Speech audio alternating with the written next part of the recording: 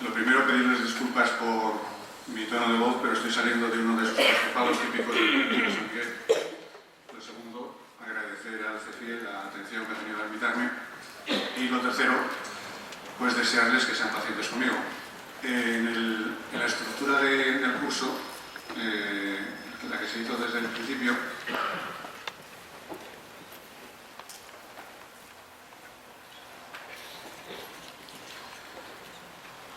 se tenía claro lo que se pretendía, según nos explicaron, que es dar algo más que una panorámica de lo que es y supone la implantación de la LOCSE.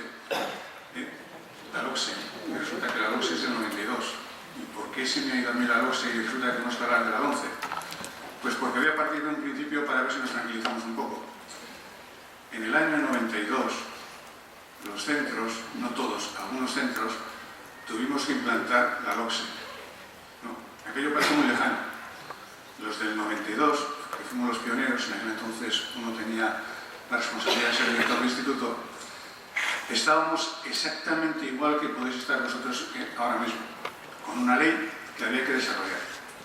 Lo que está claro es que aquella ley introdujo algún concepto del que vamos a hablar hoy también, que es el de capacidades. Y estuvimos programando en LOCSE hasta el año 2006 con la LOE.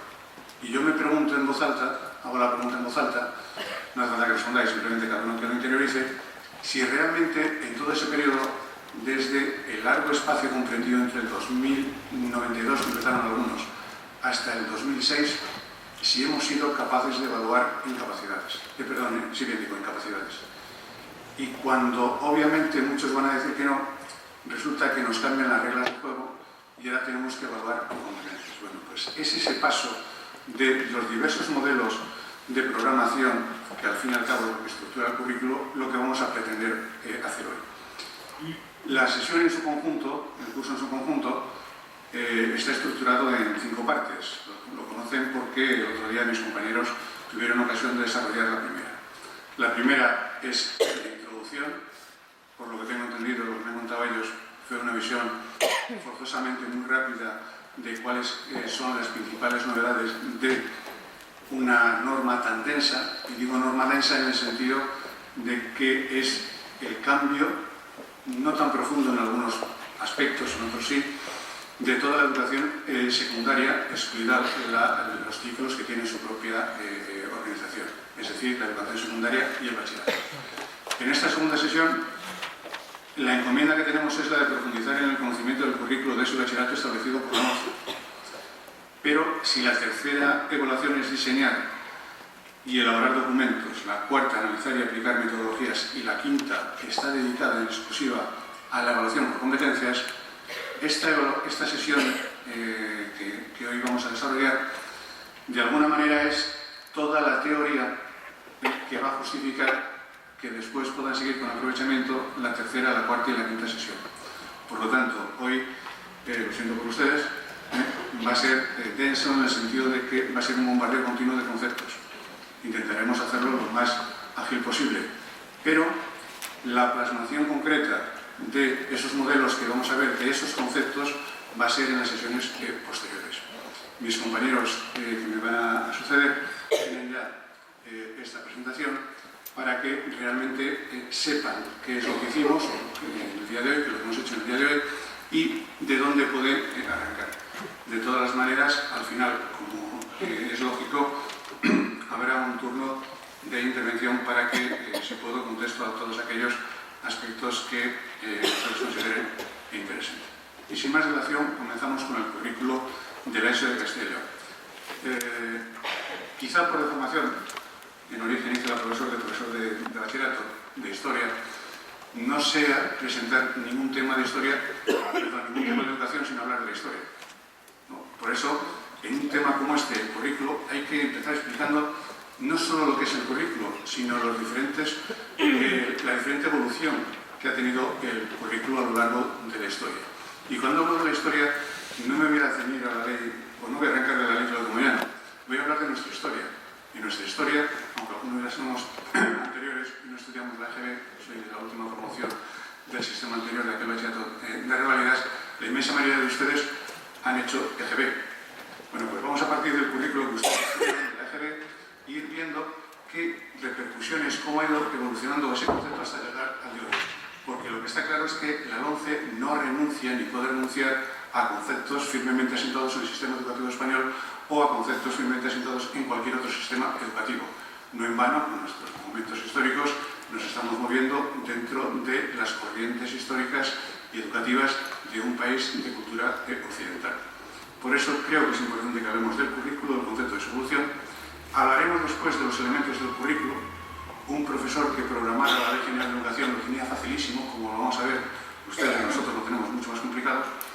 Hablaremos de la distribución competencial entre administraciones, aspecto que casi nunca se trata, pero es fundamental porque sin él no entenderíamos el sistema autonómico y de reparto de poderes educativos en la estructura educativa de nuestro país.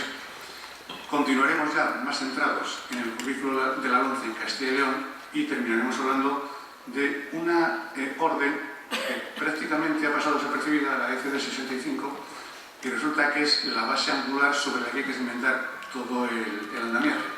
Y digo que casi ha pasado desapercibida porque el año pasado se dio la circunstancia de que los centros de primaria tuvieron que implantar LOMCE, tuvieron que desarrollar las competencias, tuvieron que hacer su propuesta curricular, cuando realmente les faltaba una parte del andamiaje, como digo, que era esa orden que armoniza las relaciones entre las competencias, los estándares del currículo, en definitiva, la que permite al final ir a los procesos de evaluación con seriedad. ¿Qué normativa vamos a emplear? Bueno, no hace falta que tomen nota porque esto va a estar colgado a disposición de todos ustedes, así que ahórrense si quieren la molestia de tomando nota porque la normativa siempre es muy aburrida. Pero está claro que tenemos que manejar la Ley Orgánica de Educación, es decir, la LOE. La LOE no está derogada. Por más que se oiga hablar de que ahora estamos en la LOMCE es una ley que modifica, pero no deroga. Por lo tanto, la ley actual es la suma de las dos. La ley 2/2006 sigue estando plenamente vigente. Hay aspectos de la FP que no han sido modificados en ni una sola coma. El apartado que me corresponde por trabajo, el tema de la inspección, ni una coma, sigue estando vigente íntegra lo que dice la Ley Orgánica de Educación 2/2006. Por lo tanto, simplemente cuando aquí hagamos referencia a la LOE, para ponernos de acuerdo, me voy a referir al periodo anterior a las modificaciones introducidas por pero cuando hablemos de la LOMCE no significa ni muchísimo menos que tengamos que excluir aquellos aspectos de la LOE no modificados. Tendremos que estudiar y ver el Real Decreto 1105 por el que se establece el currículo de la ESO y del bachillerato.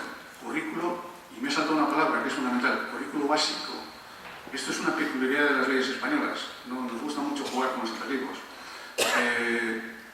Veremos que a lo largo de este periodo democrático, las leyes educativas que hemos tenido, tan pronto hablamos de las leyes del Estado, del currículo básico, que es el momento, pero anteriormente hemos hablado del currículo de las enseñanzas mínimas, en otro momento hablamos de las enseñanzas comunes. Bueno, es la típica manía de las leyes educativas de España de llamar a lo mismo de diferente forma, ¿no? Vamos a emplear a lo largo de la sesión como sinónimos las enseñanzas mínimas, el currículo básico y las enseñanzas comunes, que son las que articulan la estructura educativa del sistema educativo español con independencia de la comunidad en la que se desarrolla. He destacado en rojo lo que realmente va a ser el eje de la sesión, que es la estructura curricular de Castilla y León, la orden EDU 362 y la 363, es decir, la de la ESO y la del bachillerato. Pero no podríamos hablar de estas leyes de forma sesgada. Siempre tendremos que estar hablando de las que aparecen aquí en negro. El negro y el rojo, en este caso, lo que quieren representar es, ya he dicho, el rojo, lo que es propio de la comunidad y solo de la comunidad, y el negro aparece representado todo lo que es norma básica, es decir, todo aquello que el Estado, a través de su proceso ordinario, ¿no? Para eso están las Cortes, ha elaborado, ha sido aprobado y se ha constituido en ley. Y eso es lo que es obligado en todo el Estado. Por lo tanto, la Ley Orgánica, el Real Decreto y la Orden ECDI 65/2015 son de obligado cumplimiento en todo el Estado. En la comunidad lo que hace, luego lo veremos, es desarrollar una parte. Pero, en principio, no se es libre para hacer una ley educativa de Castilla y León sin tener el referente del Estado. No sería constitucional. Por lo tanto, ese capítulo que he dicho antes, que es importante que analicemos cómo están distribuidas las competencias, me reafirmo que es fundamental para entender cómo funciona nuestro sistema educativo.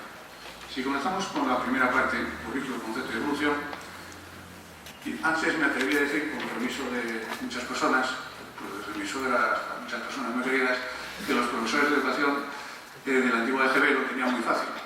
Y es verdad. Un profesor de EGB lo que tenía que hacer era coger el currículo. Es que en la ley de educación ni se menciona la palabra currículo.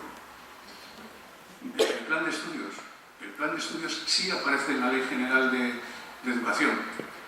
Pero antes de mirar a ver qué valor vamos a dar al currículo y qué valor vamos a dar al concepto del plan de estudios, vamos a ver qué es lo que dice el diccionario de la Academia, que es el que nunca, la fuente más exacta del conocimiento a la hora de fijar un concepto. Si nosotros acudimos al diccionario de la Real Academia, es muy fácil.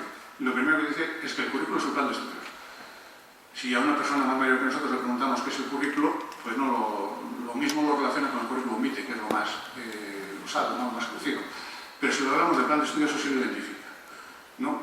El propio diccionario de la Real Academia identifica plan de estudios como el conjunto de enseñanzas y prácticas que con determinada disposición han de cursarse para cumplir un ciclo de estudios u obtener un título. Como vamos a manejar de forma sinónima el título y plan de estudios, este concepto de plan de estudios nos es interesante destacar lo que está ahí subrayado, que es determinada disposición. No es algo desordenado. El currículo es algo metódico, ordenado, planificado. Podrá ser mejor o peor, eso es evidente. Pero lo que está claro es que alguien, el poder político, siempre es el que está autorizado y legitimado, porque si ustedes ven cuáles son las capacidades que tiene el Estado a través de sus órganos de gobierno, los ministerios, en este caso de educación, tiene la encomienda de dirigir la política educativa. Y es esa encomienda de dirigir la política educativa la que se concreta en esa frase, determinada disposición. Eso es lo que hace el Estado. Pero volviendo al ejemplo de lo que vamos a ver, vamos a desarrollar este ejemplo.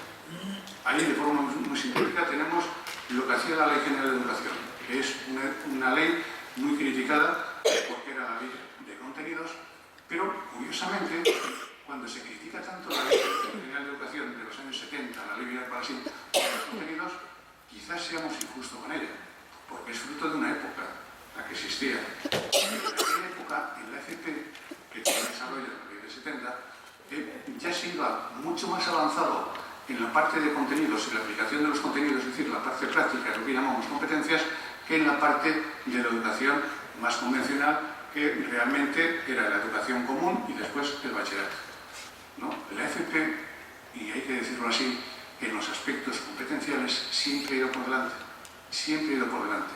Ese saber hacer, que es lo que al final nos van a pedir que hagamos desde las clases, ellos lo tienen ya interiorizado. Es verdad que la forma de medir el conocimiento práctico es muy diferente a la forma de medir el conocimiento intelectual. Bueno, pues ahí tenéis de forma muy simplificada cómo vamos a ir viendo que hay una serie de elementos que tanto uno aparece como no aparecen. Por ejemplo, los objetivos, ¿no? Los objetivos no son guadiana y cuando aparecen, como en la 11, vamos a ver que no aparecen con la misma intensidad a la hora de regular las materias que a la hora de regular la etapa. Pero paulatinamente se van incorporando más elementos. En la LOE se habla de objetivos, contenidos, metodología y evaluación. En la LOE, por supuesto que hay una evaluación. ¿Cuál es la diferencia? Que por primera vez en el sistema educativo se introduce la evaluación criterial. Y ya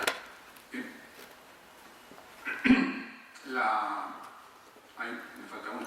En la LOE me faltan, y ya en la 11 realmente introducimos sin dilación todo el concepto de competencias que ya está preintroducido en la LOE, pero que realmente se desarrolla de forma muy tímida. Tan tímida que recordemos que en la LOE ni siquiera se llega a definir el concepto de competencias, que es curiosísimo. Una ley que te dice que tienes que desarrollar competencias, te dice lo que son, perdón, te dice cuáles son, pero nunca jamás llega a definirlas. Eso ya es un avance que lo vamos a ver. Pero ahora se nos introducen elementos nuevos como son los estándares. Vamos a ver esto un poco más de luz. Currículo General de Educación. He copiado ahí, sin más, lo que dice la normativa, ¿no? Solo se emplea el concepto de plan de estudios, curiosamente, aplicable a los estudios de BUP y a la universidad. Esto es aquello del lenguaje. Qué curioso. Lo que es formación común, que es la GB, no lo define. Dice que los estudios de GB tendrán una duración X, tendrán unos determinados materias, tendrán una organización de ciclos, tendrá una estructura formada por X materias, X horas de clase, pero no llegó a definir nunca ese concepto de plan de estudios. Sin embargo, el bachillerato, que fue quizá la línea quemada del sistema en esta ley, sí está explicado y además con sumo detalle. Y de la misma manera, para la universidad, si bien es verdad que para la universidad lo único que hace es anticipar lo que después hará la Dirección General de Universidades, porque en aquel momento no había competencias, por lo tanto, el plan de estudios de las universidades era intercambiable. Ahora, cuando nuestros alumnos universitarios tienen un problema con una asignatura, no es tan fácil como antes ir a terminar la carrera a otra universidad, porque el plan de estudios no está concebido exactamente igual. En aquel entonces eran prácticamente milimétricos. Pero es muy importante de la Ley General de Educación destacar esta última parte que he puesto en el inferior de la diapositiva. ¿Cuáles son las funciones del gobierno? Vamos a ver que en la sesión con mucha frecuencia vamos a hablar del gobierno. Cuando hablemos del gobierno, tal cual gobierno, si no le ponemos adjetivo, debemos entender el gobierno de la nación. Normalmente serán referencias al Ministerio de Educación. Encomienda esta ley al Gobierno determinar la política educativa en todos sus niveles y modalidades. Es decir, ya se dice ahí expresamente quién tiene la competencia. Solo hay una, que es el Ministerio. Porque estamos en un sistema político predominado por el centralismo. El centralismo político, evidentemente, tiene su plasmación en el sistema educativo. Esto, hoy en día, sería asumible en el Estado francés, ¿no? Ya sabéis aquello que se decía, el ministro francés siempre presume de que puede descolgar el teléfono y que sabe qué es lo que están dando en cada uno de los liceos del país a la misma hora. Por ende, de aquí se desprende que la función del gobierno es la reglamentación de todas las enseñanzas. Es el único que está facultado. Cuando después surja la España de las autonomías, en ese proceso de descentralización, el Estado cede competencias. Y la misma palabra que usamos en el argot cotidiano es el ejemplo, ¿no? Lo dice todo, cede. Competencias que son mías, te las doy. Pero a partir de ahí ya sabéis que lo que hay es una defensa celosa de las competencias de cada uno. Por eso es tan normal que el desarrollo de las leyes educativas termine en los tribunales. Si has intervenido, no has intervenido, si te has pasado, etc.